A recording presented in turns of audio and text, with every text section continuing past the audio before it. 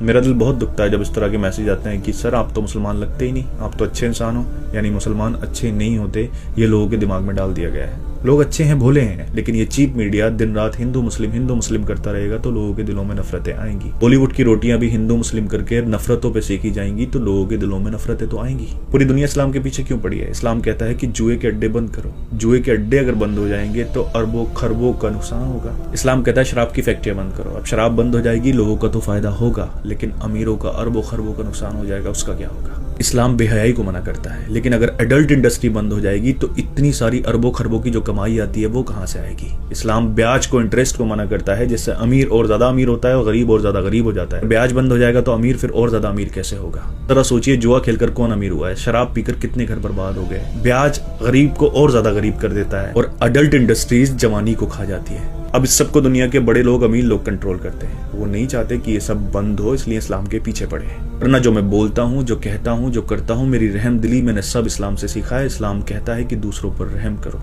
अगर तुम्हारा पड़ोसी तुमसे नाराज है तो तुम्हारा रब तुमसे नाराज है।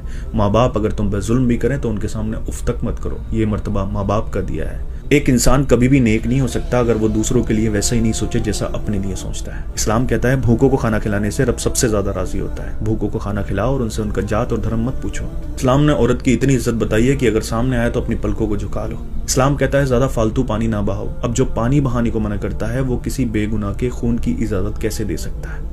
लोगों के दिमागों में कुरान के गलत मतलब डाल दिए गए कि काफिर जहां मिले मार दो। कुरान इंडिया में तो नहीं आया ना, अरब में आया, हिस्सों में आया। जंगें होती थी, कुरान की आयत आती थी, उनमें बोला जाता था कि इनके साथ ये करो वो करो। उन आयतों का गलत मतलब निकाल कर नफरतें बेची जा रही हैं, लोग अपने फायदे के लिए इस्तेमाल कर रहे हैं। मैं हमेशा कहता हूँ कि दिल में नफरत रखकर हम किसी के साथ इंसाफ नहीं कर सकते।